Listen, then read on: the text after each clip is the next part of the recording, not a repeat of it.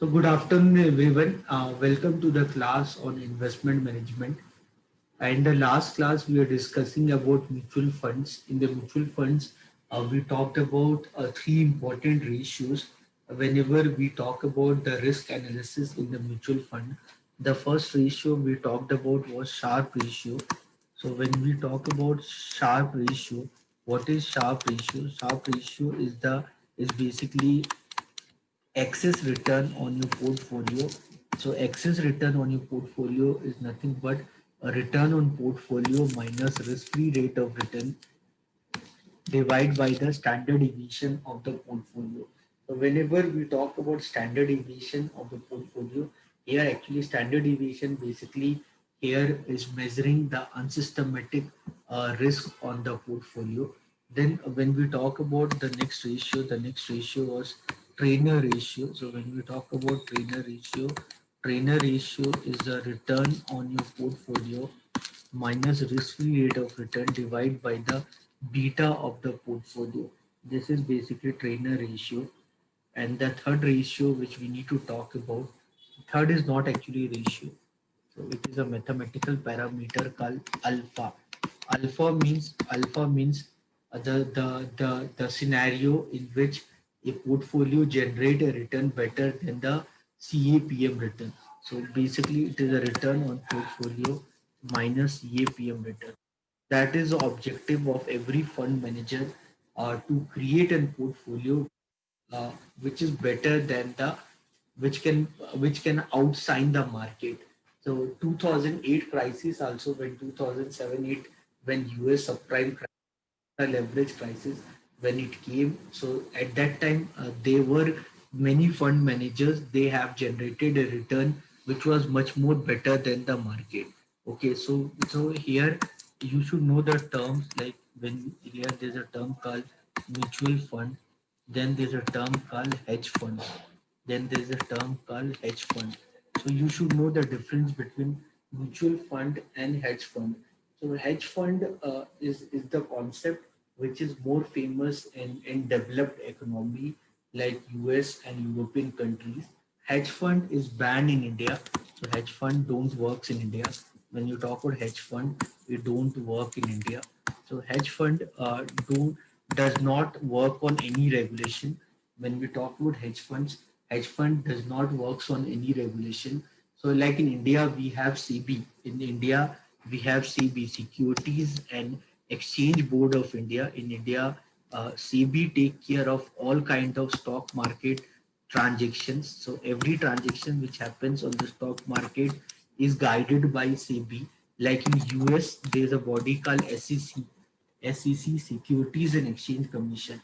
In US, the body which overtake or which overlook or which take the guidance or which take the functioning the security market transaction, that is SEC in USA.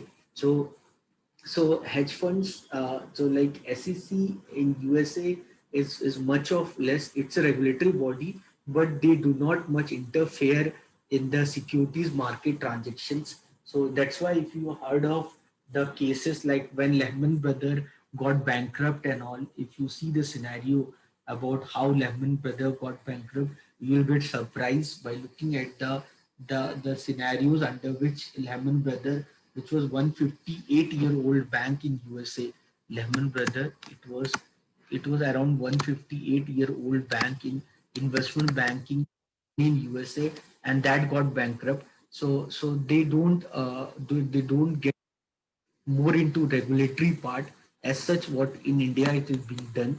So in India, the regulatory body like RBI and CB are very much into overview the way the transactions are happening in the stock market. But there in USA, they don't see much about the transactions which happens in their market.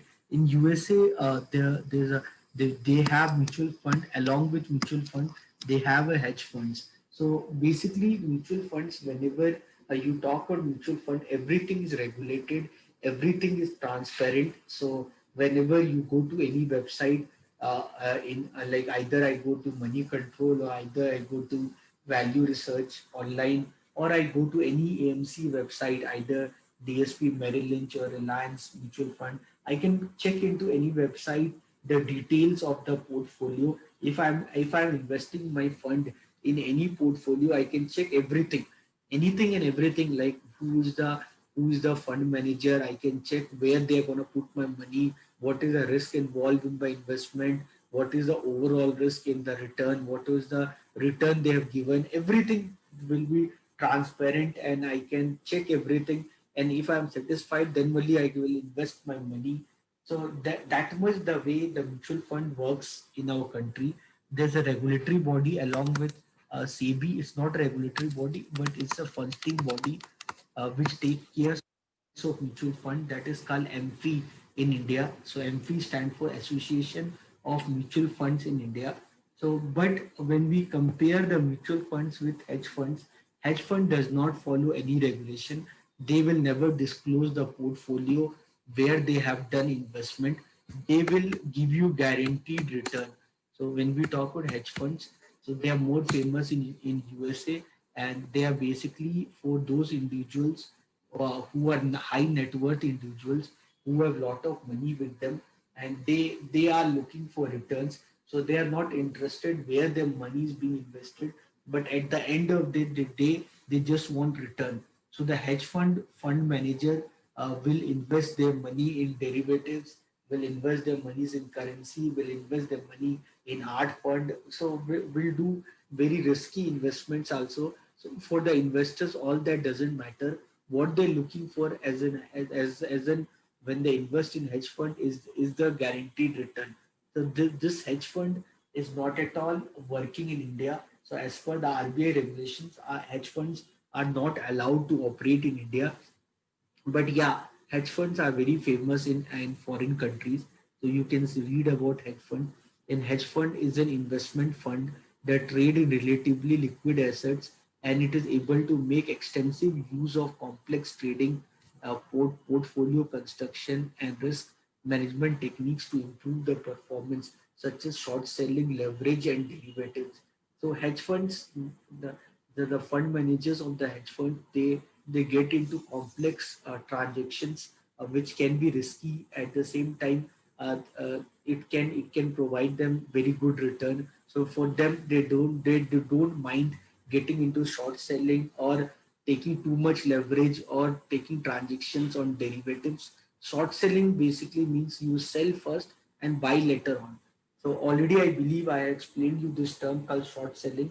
Short selling normally we use when we believe that the market will fall down. So when we are expecting the market to fall down, so what we'll do, when the market opens at 9 o'clock, so for first 15 minutes we have a pre-trading hours, and once the pre-trading hours get over, then you know that our market is gonna fall down, because maybe Chinese market, European market one day back, US market has fall down. So we knew that today also our market will fall down because of all that reason for today.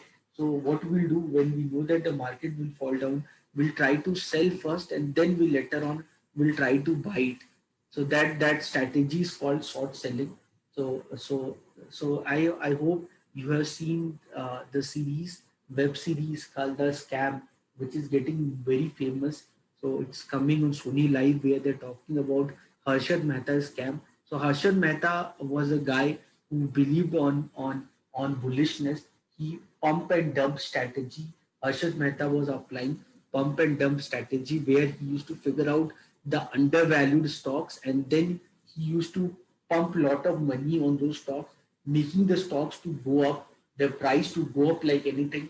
And then when the price goes up like anything, then he used to sell it. So that was the strategy of Harshad Mehta. But they were during the Harshad Mehta time, there were a lot of traders who were called as cobras, or they are called as short sellers. Their purpose of short sellers was to sell the stocks whenever the stocks reaches a very high level. So they try to sell all the stocks which they found that is very overvalued, and then thereby by continue selling those stocks they try to make money. Leverage. What do you mean by leverage? I believe in second semester already you studied leverage. So leverage can be operating leverage, financial leverage. Financial leverage basically means taking too much debt on your capital. So too much debt on your capital, ultimately, in financial leverage, you studied in your second semester that financial leverage is good for the company. It will improve the ROI of the company if the return, what you're getting, if that return is more than the rate of interest. So leverage, when you bring debt in the capital structure, leverage would be risky because there is a commitment of payment of interest, but they are traders who try to leverage themselves. So whenever you trade in stock market, you get margins like a 1:20 margin, 1:100 margins whenever you trade in the market. So for every 1 rupee you have, you can trade on 20 rupees. So that is what we call a leverage. So normally if you go for intraday trading, then you can take lot of leverage in the market depending upon how much positions can you develop based upon how much the security deposit you have given. So more bigger are you the player, more leverage you can take, and more leverage you can take, more is a possibility of getting unlimited profit and unlimited loss. What is derivatives? Derivatives, I guess you'll study next semester. Even then, if you want to know about derivatives, I have made lot of videos on derivatives. You can go to that my YouTube channel on finance. There you get lot of information about derivatives. Derivatives includes forward contract, future contract, options. When we talk about derivatives, in the case of derivatives, we are talking about a transaction which we'll do in the future based upon the present determined conditions. So that is what we call derivatives. In case of derivatives, we take positions on certain assets of which the payments and delivery will do later on. So that way, the derivatives help to us to make lot of leverage whenever we trade in the market. So when we go ahead, what mutual fund basically do? Mutual fund either they don't mind investing in commodities or in arts or in derivatives or any avenue where they can get very good return. So hedge funds, they get into very complex transactions. So because of the use of complex techniques, financial regulators typically do not allow hedge fund to be marketed or made available to anyone except institutional investors. So in US also hedge funds are there, but in US Securities Exchange Commission want to make sure that these hedge funds should be limited to only to the institutional investors. Institutional investors are big banking companies or NBFCs, so where the normal individual don't participate, or it belongs to high net worth individuals. High net worth individuals means rich businessmen and other investors who are considered sufficiently sophisticated and being an accredited investor. So hedge funds are regarded as alternative investment. Their ability to make more extensive use of leverage and more complex investment techniques distinguish them from the regulated investment funds available to retail investors such as mutual funds and ETF. ETF stand for exchange traded fund. ETF is the type of mutual funds where where not only the value of the mutual fund depends upon the underlying asset, but ETF altogether as a unit also trade in the market. So whenever you get time, read about ETF, exchange traded fund, in Google or in TV also. In nowadays, ad of ETFs are coming. So if you want, you can read about ETF. ETF is the type of mutual fund. Normally, when we talk about mutual funds are basically passive form of investment.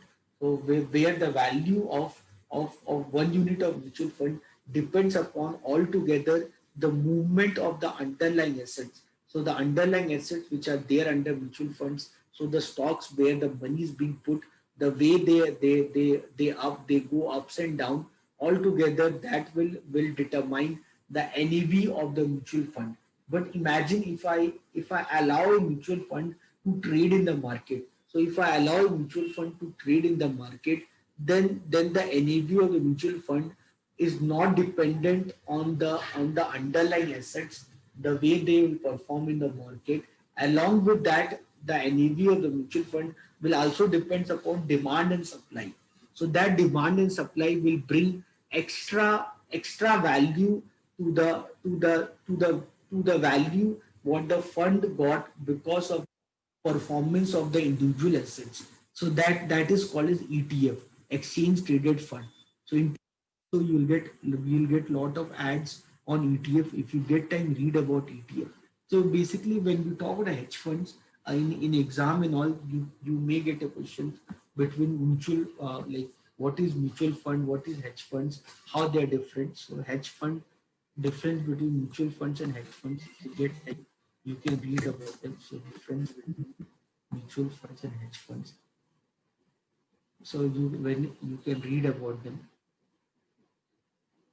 So what are the differences? So mutual fund, so don't take share from the profit. Okay, they are available to general public. They charge a management fee, normally 1 or 2. They can't make high risk investment.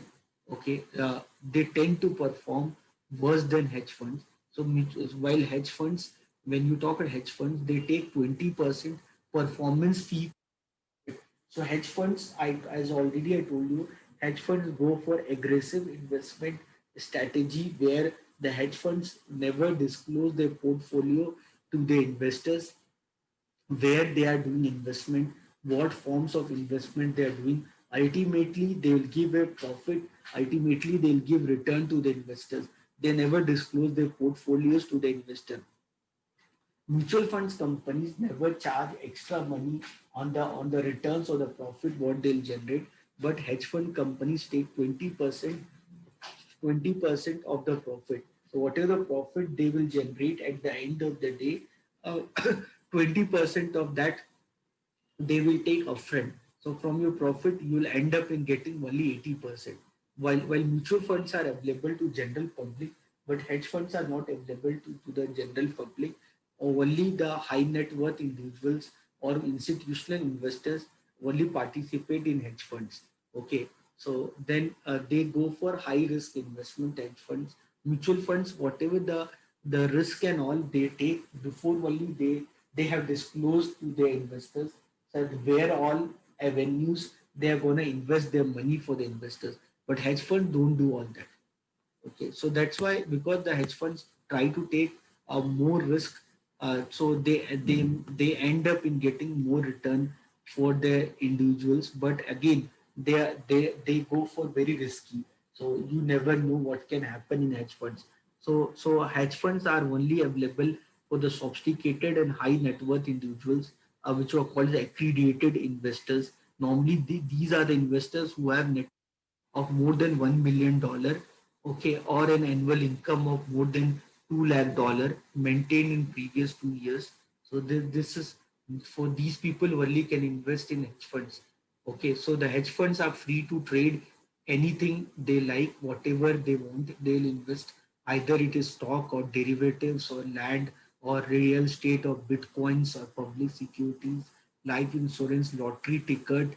So they don't mind investing. So either if it required for them to invest in lottery also, they'll invest in lottery tickets also. They invest in bitcoins also. I hope you are about bitcoins. What are bitcoins? So we'll talk about bitcoins in future. What are bitcoins and all. So because they go for so much aggressive strategy, so that's why they end up in getting very good return.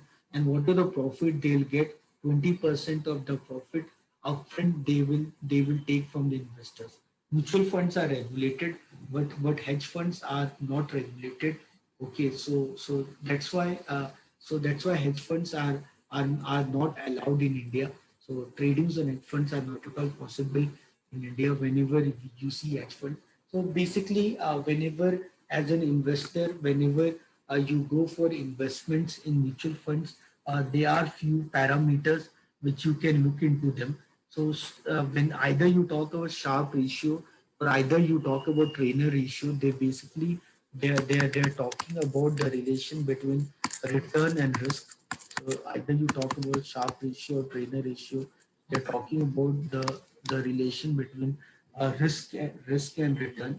So by looking at Sharpe ratio and trainer ratio, I can understand that 1 unit of risk what I'll take. So with that 1 unit of risk, how much units of return can I expect? That we can easily understand by looking at Sharpe ratio and Trainer ratio. So we normally believe that the investors who invest their money in the stock market are basically risk averse investors. Risk averse investors are those investors who want to maximize their return with the minimum possible amount of risk. So those are called risk averse investors. So risk we normally believe that whenever we work on portfolio management, whenever we talk about investment strategy, we believe that the investors are risk averse, where every investors who invest their money in the market, they want to maximize their return with the minimum amount of risk to take. Okay, so I hope you're getting this logic. So here, so when we talk about trainer ratio, so trainer ratio is basically measures the return and risk of an investor, the like 1 unit of risk to take. So how much unit of return we can expect. So here the risk, when we see beta, so beta basically means beta is here talking about the systematic risk.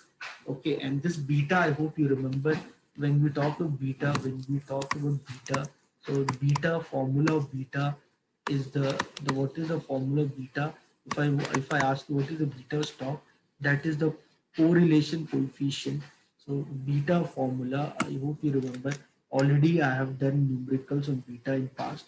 So beta formula is basically covariance between stock and market. It is basically covariance between stock and market divided by the variance of market. So beta of the stock is basically covariance between stock and market divided by the variance of market. So when we talk about covariance, covariance basically means coefficient of correlation between stock and market into into standard deviation of stock into standard deviation of market divided by variance of market. So if I talk about the beta of the stock, so beta of the stock is the coefficient of correlation between stock and market into standard deviation of stock by the standard deviation of market. I hope you remember this formula. Already in the past, we have discussed this formula. Again and again, I'm doing revision for you so that you should not get confused. Now, based upon all this, we try to solve the numerical. So you can see this numerical. This numerical came for 8 marks. So suppose there are 7 portfolios experienced on the following result during a 10-day period. So these portfolios are given to you. Okay, so these portfolios are given to you. So rank this portfolio using the Sharpe and Trainer method. The risk-free rate is 6%. Okay, so where should I do Excel or let do normally? So this numerical.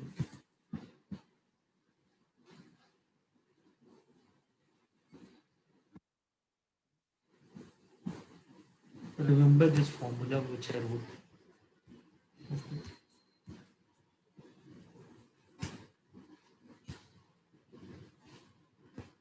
Now see this.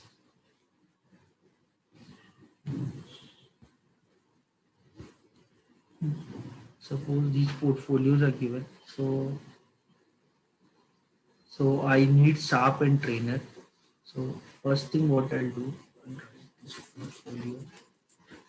portfolio, then A, then B, then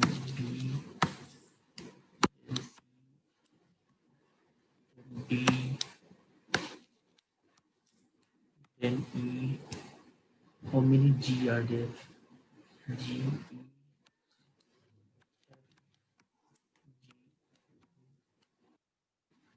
these are the portfolio given to you. Okay. Then the return is given. So the returns are given to you. The returns are given to you. The returns are the returns are 15.6, then 11.8, then 8.3, then 19, then -6, -6, then 23.5, then 23.5, then 12.1, then 12.1. The return is given, then RF is given, risk-free rate of return, then RF is given, risk-free rate of return. So RF is risk-free rate of return is 6%. Risk-free rate of return is 6%.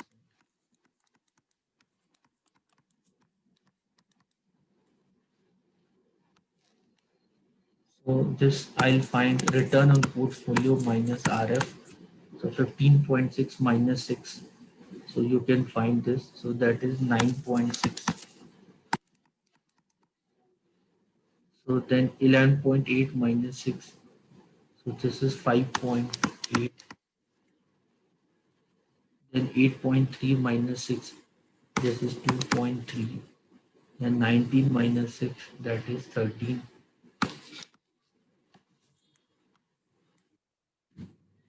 Then minus 6. Minus 6.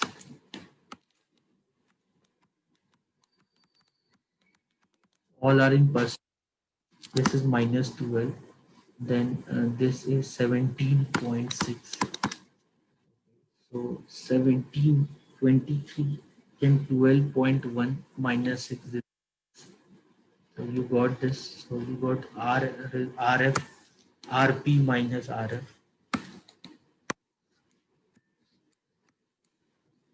First find this. So return on portfolio minus risk-free rate of return. Then standard deviation is given to you. Standard deviation is given to you. That standard deviation is 2718, 2718, then 15.2, 21, 15.2, then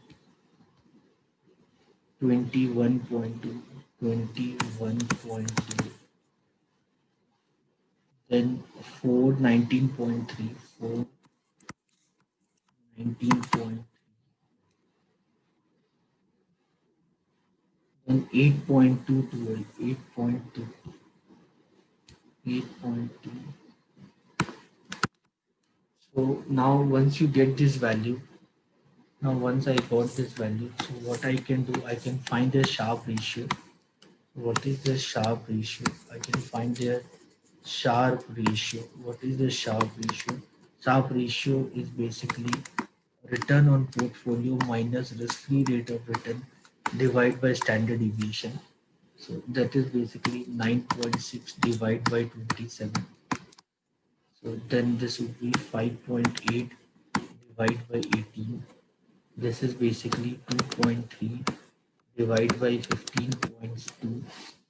This is basically 13 divided by 21.2. This is basically minus 12 divided by 4. Then this is 17.6 divided by 19. This is 6 divided by 8. Find this value. They are Sharpe ratio. So you divide this, find their value.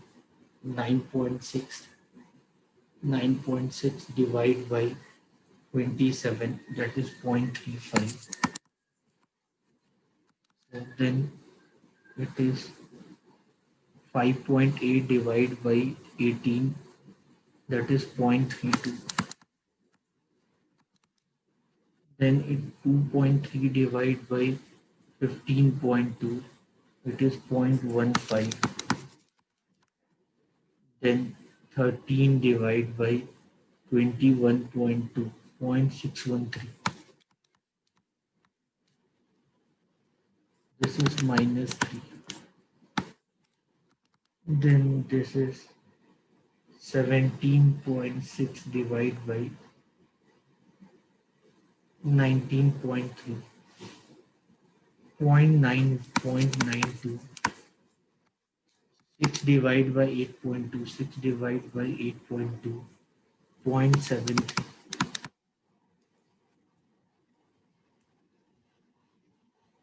So you got the Sharp ratio. So you got the Sharp ratio. So, so what they want us to rank, right? They want rank this portfolio using Sharp ratio. If I want ranking, you can do ranking also.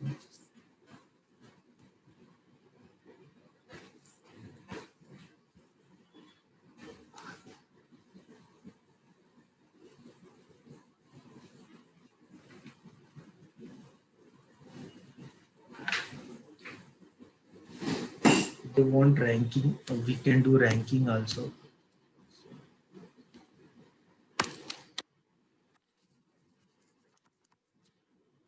So 1.35, 0.32, 0.61, 0.92 to the number one.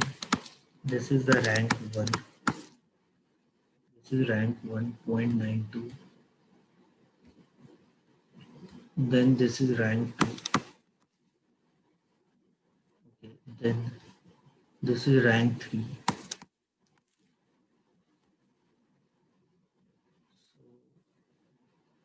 Then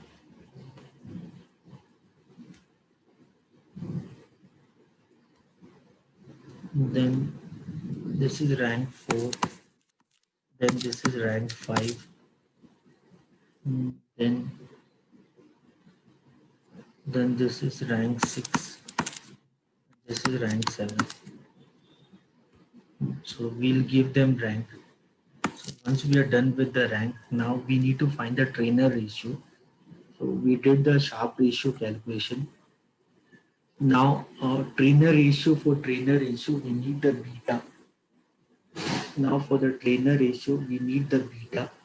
So that beta is not given, but in place of beta correlation is given.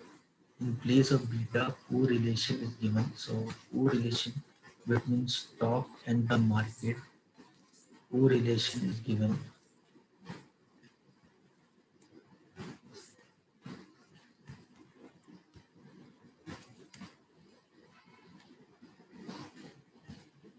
Correlation is given. So correlation with the market 0.81, 0.55. So 0.81, 0.55, 0.81, 0.55, 0.38, 0.38, 0.75, 0.75, 0.45, then 0.63, 0.63, 0.98. So this correlation is given between stock and market. So once you know the formula, I told you the formula before. Beta of the stock, beta of the stock is equal to beta of the stock is equal to correlation between stock and market into standard deviation of stock divided by the standard deviation of market. So this is the formula we use.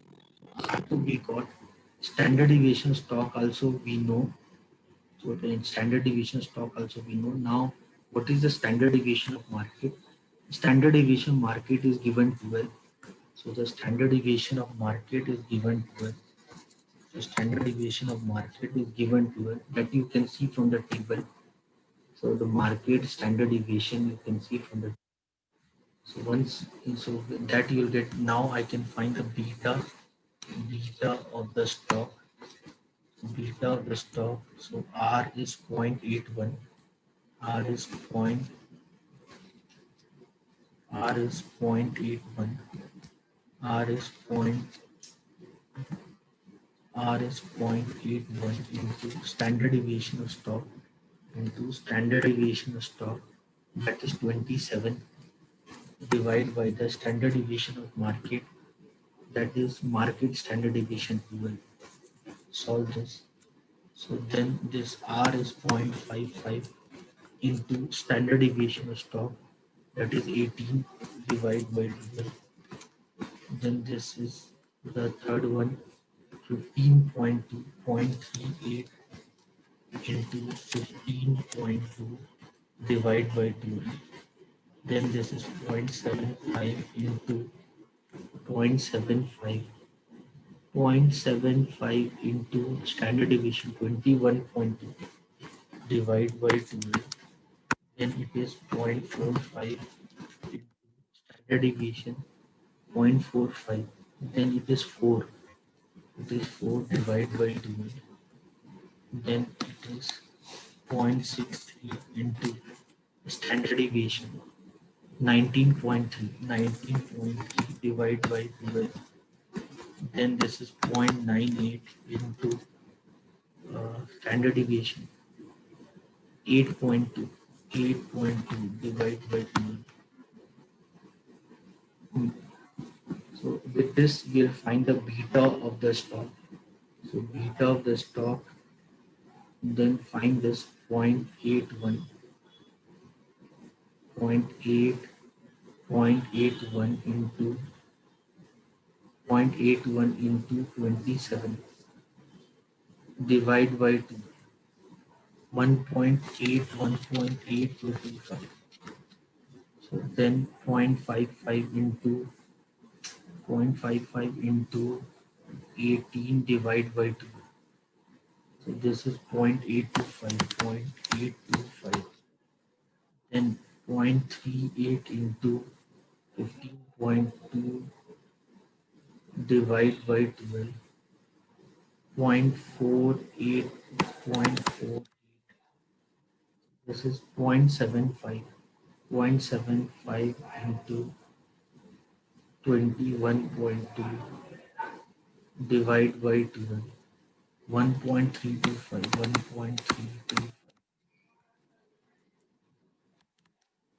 0.45, 1.8, 0.45 fours are 1.8.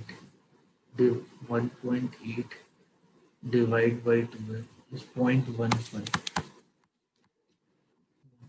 That is 0.45 into 4 divided by 12. Okay, so 0.63 into 19.3 divided by 12. 1.01325. Then 0.98, then 0.98 into 8.2 into 8.2 divided by 12. 0.65. So 0.65. You got the beta. So you got the beta of the stock. Once you got the beta of the stock, once you get the beta of the stock, you can find the trainer ratio. Trainer ratio means excess return divided by beta. The excess return, this is excess return, this is this excess return. So this is 9.6, this is 9.6, this is 9.6 divided by beta 1.8225. This is trainer ratio. So then this is so 5.8, 2.3, 5.8, 2.3, 5.8, 5.8, 5.8, 2.3, 5.8, 2.3. 1 minute, let me just color. 5.8, uh, 2.3, 13 minus 12, 13, then minus 12, 13 minus 12, 13 minus 12, then 17.6 and 6, 17.6 and 6, 17.6 and 6, 17.6 and 6, 17.6 and 6. So divide this divide this. So this is 5.8 divided by 0.825. Then 2.3 divided by 0.48. Then 13 divided by 1.325. Then minus 12 divided by 0.15. Then 17.6 divided by 1.01325. Then 6 divided by 0.6. So you'll get the trainer ratio. You divide them, you'll get the trainer ratio.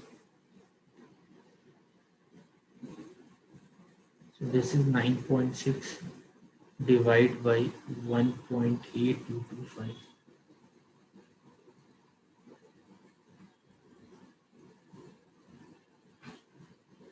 This is 5.2674. Then 5.8 divided by 0.825. This is 4.785. Then 2.3 divided by 0.48.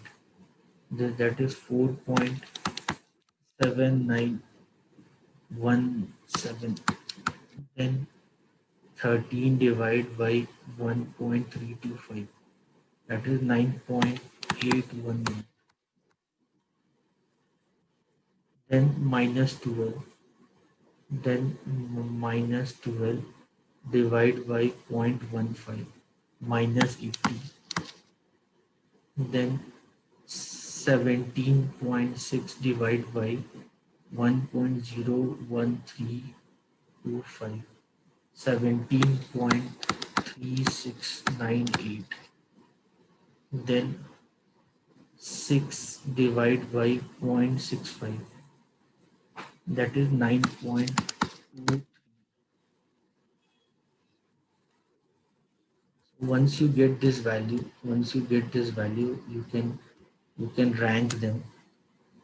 Once you get this value, you can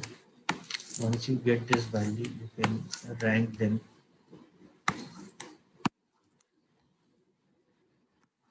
Get these values, we can rank them.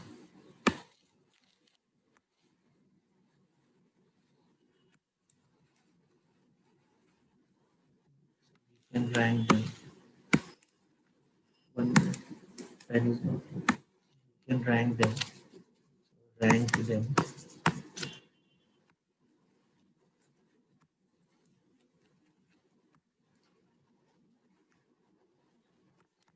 You can rank them. So ranking wise, which is a bigger one? I think this is bigger one. This is bigger one. Then 9. Then 9. 9.811 or 9.23. 9.811. So this is rank 2. Okay. Then this is rank 3. Then after 9, then you have 5. This is rank 3. Then you have rank 4. Then you have rank 5. Rank 5. Then you have rank 6. Then 4.78. 4.78. Then you have rank 7. You have done Sharpe ratio. You have done trainer ratio. So you have done Sharpe ratio. You have done trainer ratio. So here they are asking us rank this portfolio using Sharpe and trainer method. We did that. So did any portfolio outshine the market? So did any portfolio outshine the market? For that you need to find this CAPM return. So CAPM return. For outshining, you have to find the CAPM return. So CAPM return, you have to find their CAPM return. So the CAPM return is basically what is the formula RF. So what is the formula of CAPM? So the formula what we use is RF plus beta into RM minus RF. This is the formula what we use for the CAPM return. So here RM minus RF return on market return on market is 13. It is given that is 13. Okay, and risk-free rate of return is 6. That is also given. 13 minus 6, that is 7. So RF is given 6. So 6 plus beta, beta 6 plus beta is 1.8225, 1.8225 into RM minus RF, that is 7. Solve this, then this is 6 plus beta is 0.825, 0.825 into 7, then this is 6 plus beta is 0.48, 0.48 into 7. Rest everything is constant. Then 6 plus beta 0.4, 1.325, 1.325 into 7. Then 6 plus, then 0.15, 0.15 into 7. Then 6 plus 1.01325 into 7 plus 6 plus beta 0.65, 0.65 into 7. Find this value. So find this value.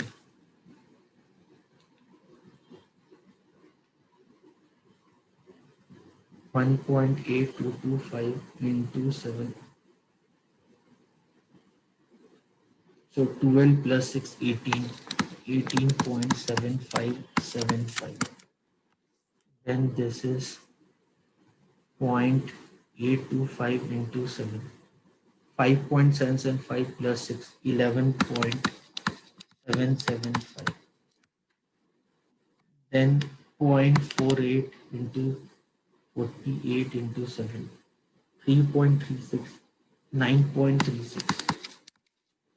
Then 1.325, 1.325 into 7, 9.275 plus 6, 9 plus 6, 15, 15.275. Then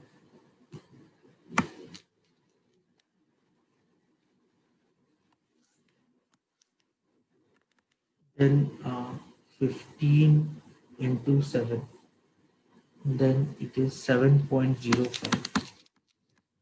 Then 1.01325 into 7 plus 6, 13.09,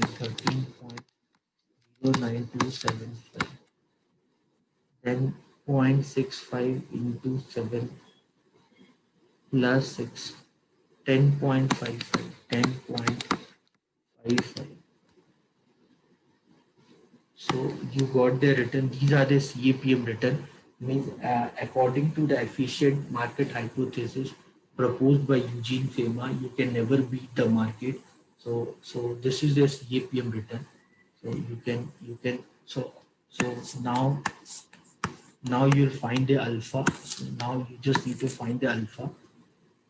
Alpha means return minus CAPM return.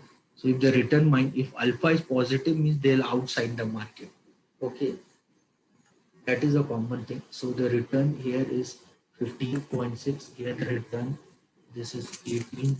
So the return is 15.6 minus 18.7575. So not outperform. So it is negative. Alpha is negative means so. So did any portfolio outperform the market? Not outperform. Not outperform. So not outperform. Okay, so it's not out because negative. Then next one is 11.8. 11.8 minus 11.775. Yes, so it has outperformed because you're getting positive alpha. So if you're getting positive alpha means they outperform.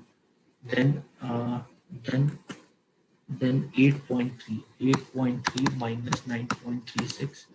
So not outperform. The alpha should be positive. Then 19 minus 15.275. Yes, it has outperformed. Okay, then 19, then minus 6, minus 7.05, not outperformed. So then, then after that, after that, so 12.1 minus 13.09275, not outperformed. Then uh, 12.1, 12.1 already got, no, minus 6, then 23.5. Okay, then this is 23.5. This is 23.5 minus 6, then that is 23.5, then 12.1 minus 10.55. Yes, this is outperform. Outperform means if you get the return better than the CAPM return. You just need to find alpha. So if alpha is positive, means the portfolio has outperformed. If alpha is not positive, means the portfolio is not outperformed. Clear? So this much you have to do in this problem. Anyone, any doubt?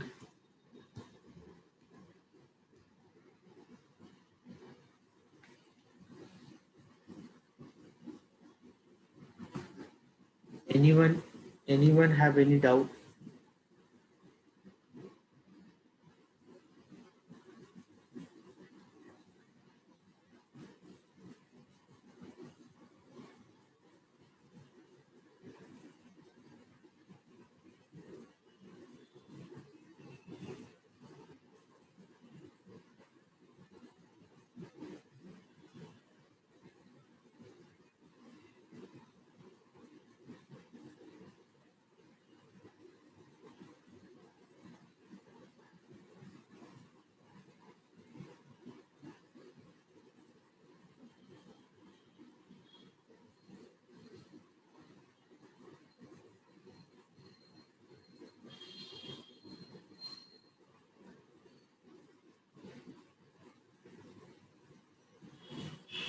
Anyone, any doubt? So we did this problem. So rank this portfolio sharp. Did any want for why or why not? So outperform means alpha, their Jensen alpha should be positive, then they are outperforming, otherwise they are not outperforming. Clear everyone?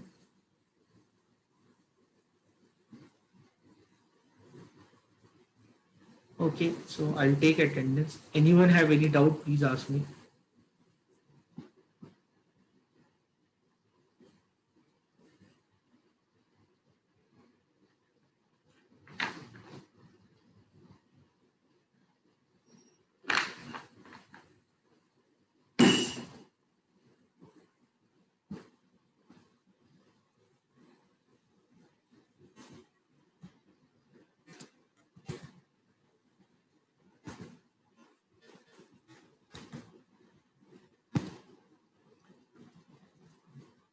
Attendance: Akash, Bharat, Bhavna, Chaitanya.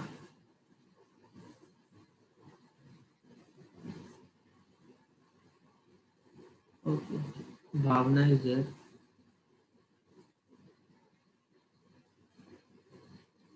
Bhavna, Chaitanya,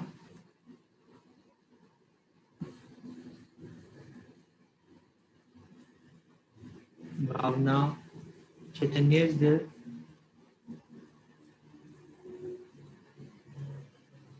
Chaitanya is not there today.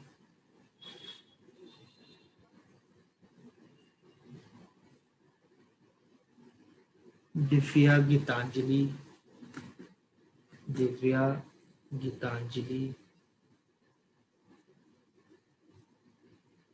Divya, Gitanjali, Harish, Karthik. Harish and Karthik are there.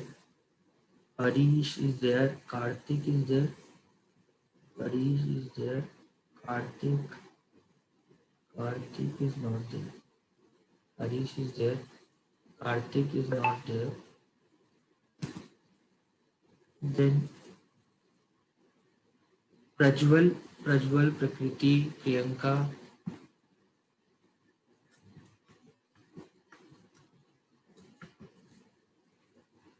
Prajwal, Prakriti, Priyanka, Rakesh, Sanjita, Ravi Teja. Prajwal is there.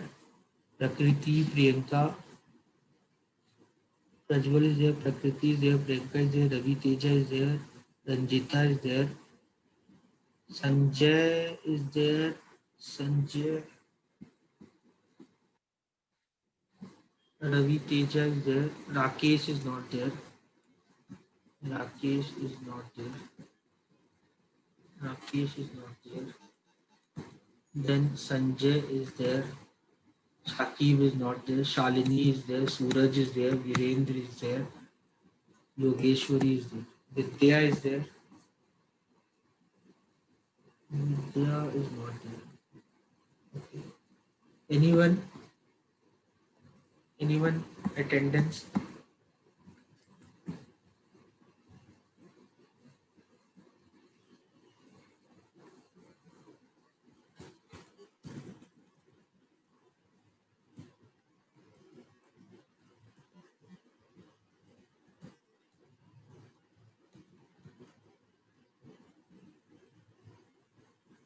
Done everyone? Anyone want to ask any question?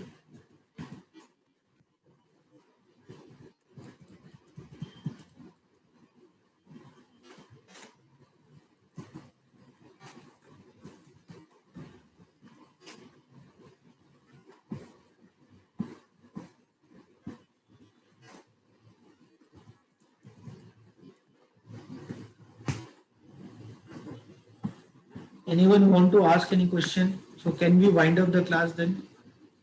If nobody have any doubt, can we wind up the class? Okay everyone. Thank you everyone. See you all tomorrow.